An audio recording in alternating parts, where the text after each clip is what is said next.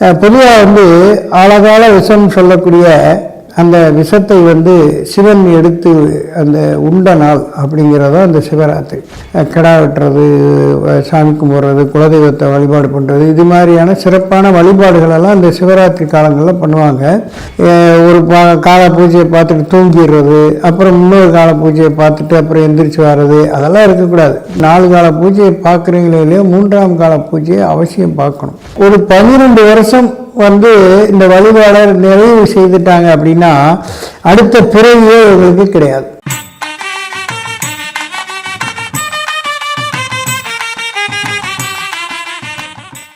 ஆன்மீக அன்பர்கள் அனைவருக்கும் வணக்கம்.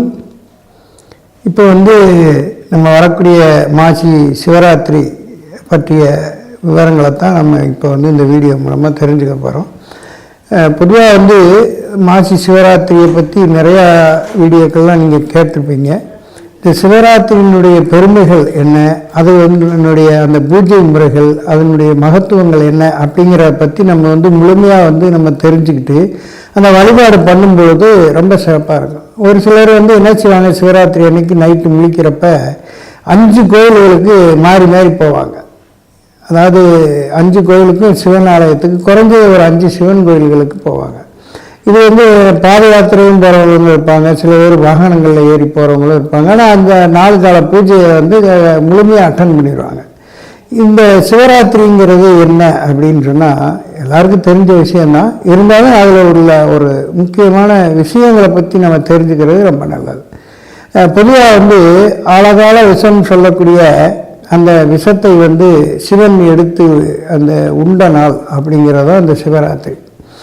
இப்போ தேவர்களும் ஒரு பக்கம் அசுரர்களும் வந்து வாசிங்கிற பாம்பை வந்து ஒருத்தர் வால் பக்கமும் ஒருத்தர் தலைப்பக்கமாக எடுத்து மேரு மலைங்கிற அந்த மலையை வந்து மத்தாக பார்க்கடலில் வந்து கடைஞ்சப்ப வந்து அமிர்தத்தை எடுக்கிறதுக்காக பண்ணும்பொழுது பாம்பு வந்து வலி தாங்க முடியாமல் அந்த வாசி பாம்பு வந்து அந்த நச்சை கக்கியது.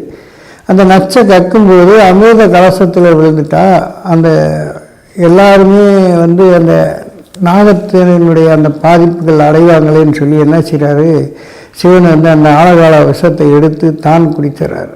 இப்போ வந்து அந்த தொண்டையில் வந்து பார்வதி வந்து இப்படி பிடிச்சிருவாங்க. அதுலேருந்து வந்து அவங்களுக்கு வந்து அந்த ஆண்களுக்கெல்லாம் வந்து இந்த கலலை மாதிரி இந்த இடத்துல எல்லாருக்குமே இருக்கும். இப்போ வந்து இந்த சிவராத்திரி அப்படிங்கிற பூஜை வந்து எவ்வளோ முக்கியம் அப்படிங்கிறது என்னென்னா, தேவர்களெல்லாம் ரொம்ப பயந்துடுவாங்க. ஏன்னா சிவனுக்கு வந்து ஏதோ உயிருக்கு ஆபத்தாயிடுச்சோ அப்படின்னு பயப்படுவாங்க. ஆனால் அவர் கண்ணை மூடிக்கிட்டு சயனத்தில் இருப்பார். சுருட்டப்புள்ளியில் வந்து எப்பயுமே வந்து பெருமாள் தான் வந்து சயன கோலத்தில் நம்ம பார்க்க முடியும். சயன பெருமாள்னு சொல்லி இப்போ ஸ்ரீரங்கத்தில் இருக்கிறாரு, திருவனந்தபுரத்தில் இருக்கிறாரு, இப்படி நிறையா கோயில்களில் வந்து சயன கோலத்தில் தான் பார்க்க முடியும். ஆனால் சிவனை வந்து சயன கோலத்தில் பார்க்கணும் அந்த சுருட்டப்புள்ளியில் தான் பார்க்க முடியும். அங்கே தான் வந்து இந்த முதலாக வந்து பிரதோஷ காலம்னு கொண்டாடினாங்க. இந்த சிவராத்திரி அப்படின்னா அந்த பிரதோஷத்துக்கு மறுநாள் சிவராத்திரி. ஒரு சில போன வருஷம்லாம் வந்து பிரதோஷமும் அதை தொடர்ந்து சிவராத்திரியும் சேர்ந்து வந்தது மாசி சிவராத்திரி. இந்த சிவராத்திரி வந்து பெரும்பாலும் நிறைய பேருக்கு குலதெய்வ வழிபாடுகள் பண்ணுவாங்க. கிடா வெட்டுறது, சாமி கும்பிட்றது, குலதெய்வத்தை வழிபாடு பண்ணுறது, இது மாதிரியான சிறப்பான வழிபாடுகளெல்லாம் இந்த சிவராத்திரி காலங்களில் பண்ணுவாங்க. இந்த சிவராத்திரிக்கு அப்படி என்ன முக்கியத்துவம் அப்படின்னு சொன்னால் 4 கால பூஜை. எப்பயுமே வந்து விடிய 4 கால பூஜைகள் எப்பயுமே சிவனுக்கு இருக்காது. இந்த 4 கால பூஜையை முழுமையாக பார்த்தவங்களுக்கு மறுபிறப்பே இல்லை அப்படின்னு சொல்லப்பட்டிருக்கு. என்னென்னா அந்த 4 கால பூஜை, அதாவது சும்மா சாதாரணமாக வந்து போகிறாங்க இல்லையா, 5 கோயிலை சுற்றிட்டு வர்றாங்க, 5 கோயிலில் போய் 5 கால பூஜையை பார்க்குறாங்கன்னா அந்த பூஜையில் அபிஷேகங்களையும் பார்த்து பூஜைகளையும் பார்த்து முழுமை அடைகிறது பார்த்தீங்களா, அதுதான் ரொம்ப சிறப்பு. அதனால பெரும்பாலும் ஒரே கோயிலில் இருந்து தரிசனம் பண்ணுறது ரொம்ப சிறப்பு. 4 கால பூஜைக்கு விடிய ஒரே கோயிலில் இருக்கணும். சாயந்தரம் 6 மணிக்கு துவங்கி மறுநாள் காலையில் 6 மணிக்கு சூரியன் மறையும் போது அந்த பூஜையில் கோயிலுக்குள்ளே வந்துடணும்.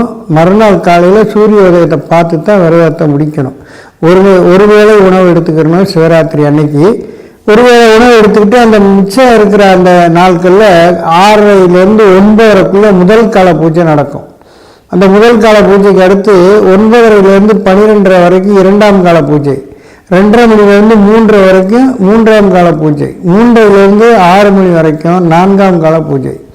இந்த 4 கால பூஜைகளை முழுமையாக பார்த்து அந்த எந்த சிவன் ஆலயத்தில் இருந்தீங்களோ அவருக்கு அலங்காரம் பண்ணி சூரிய உதயத்தை பார்த்து சூரியனை கும்பிட்டுட்டு தான் நம்ம விரதத்தை முடிக்கணும். இதுதான் சிவராத்திரியினுடைய மகிமை.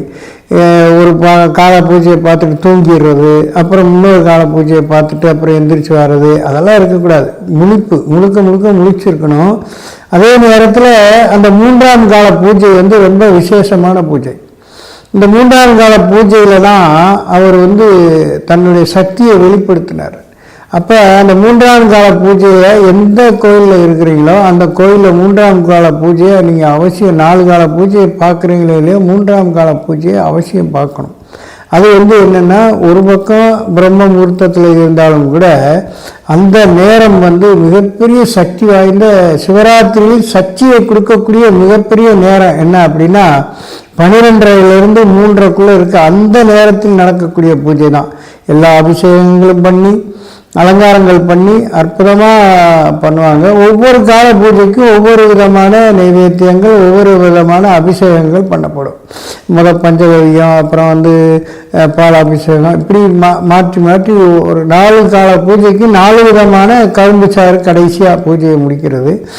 ஒவ்வொரு கால பூஜையும் ரொம்ப சிறப்பாக நம்ம இந்த சிவராத்திரி அன்னைக்கு முழுக்க முழிச்சு சிவபாராயணம் பாடுறது, சிவபுராணம் படிக்கிறது, அல்லது திருவாசகத்தை வாசிக்கிறது, இது மாதிரி அல்லது சிவபுராணத்தில் உள்ள பெரிய புராணத்தில் உள்ள அந்த கதைகளை கேட்டு தெரிஞ்சுக்கிறது, இது மாதிரி ஒவ்வொன்றும். இதில் இன்னொரு விஷயம் என்ன அப்படின்னா, இந்த சிவராத்திரி அப்படிங்கிறது ஒவ்வொரு மனிதனும் தொடர்ந்து இந்த சிவராத்திரியை ஒரு 12 வருஷம் இந்த வழிபாடை நிறைவு செய்துட்டாங்க அப்படின்னா அடுத்த பிறவியே இவங்களுக்கு கிடையாது. மறுபிறப்பே இல்லாத இந்த சிவராத்திரி வழிபாடு மறுபிறப்பே இல்லாது. என்னன்னா, ஒவ்வொரு வருடமும் நம்முடைய ஒவ்வொரு கர்மாக்கள் நம்மளை விட்டு போயிடுது. 12 வருஷமும் நம்ம தொடர்ந்து இந்த சிவராத்திரி முழிச்சுட்டு வந்துட்டோம் அப்படின்னா நமக்கு அடுத்த பிறவே இல்லை, சிவனோடு ஐக்கியமாயிடுறாங்க, கைலாயத்திலேயே கலந்துடுறாங்க. அப்படிங்கிறது புராணத்தில் சொல்லப்பட்ட மிகப்பெரிய ரகசியம். ரிஷிமார்களும் முனிவர்களும் சித்தர்களும் இதை தொடர்ந்து கடைப்பிடிச்சு தான் இன்னைக்கு மிகப்பெரிய அட்டமா சித்திகளையும் அட்ட கர்மங்களையும் எல்லாமே அடைஞ்சிருக்கிறாங்க. அந்த அஷ்டமா சித்திகள்ங்கிறது அனிமாலயமா, இசித்துவம், வசித்துவம், பிரகாமியம், பிராப்தி, இந்த மாதிரி 8 விதமான அந்த அஷ்ட கர்மாக்கள், இதுகள். இந்த 8 விதமான கர்மாக்களில் என்ன அப்படின்னா, நம்ம அந்த வரிசையாக சொல்லிட்டு வரும்போது என்னென்னா, முதல்ல நியம, இயம, ஆசன, பிராணாயாம, பிரத்யாகார, தாரணை, தியானம், சமாதி. இந்த சமாதிங்கிற 8வது நிலை தான் சமாதி. இந்த நிலையை கடக்கணும் அப்படின்னா இந்த 12 வருடமும் இந்த சிவராத்திரியை நீங்கள் ஃபாலோ பண்ணும்போது இத்தனை விதமான 8 விதமான அந்த சக்திகளை நம்ம புரிஞ்சுக்கிட்டு அதிலே லயிச்சு சிவனோடு கலக்கிறோங்கிறது ஐதீகம். வரக்கூடிய 26/2/2025 இந்த சிவராத்திரியில் அவசியம் நீங்கள் 4 கால பூஜையில் கலந்துக்குங்க. 5 கால பூஜையில் 5 விதமான கோயில்களை நாம் தரிசனம் பண்ணுறதை காட்டலாம். ஒரே ஆலயத்தில் முழுமையாக அனைத்து அபிஷேகங்களையும் பார்த்து அனைத்து அந்த பூஜைகளையும் பார்த்து நிறைவாக நம்ம சூரிய தரிசனம் பண்ணிட்டு வர்றது ரொம்ப சிறப்பு. தொடர்ந்து ஃபாலோ பண்ணுங்கள். இதை நீங்கள் இந்த வருஷம் நீங்கள் கலந்துட்டு வந்துட்டா அடுத்த வருஷத்தில் உங்களுக்கு ஒரு அற்புதமான ஒரு அதிசயம் உங்களுக்கு நிகழும். அதை நீங்கள் உணருவீங்க. நன்றி, வணக்கம்.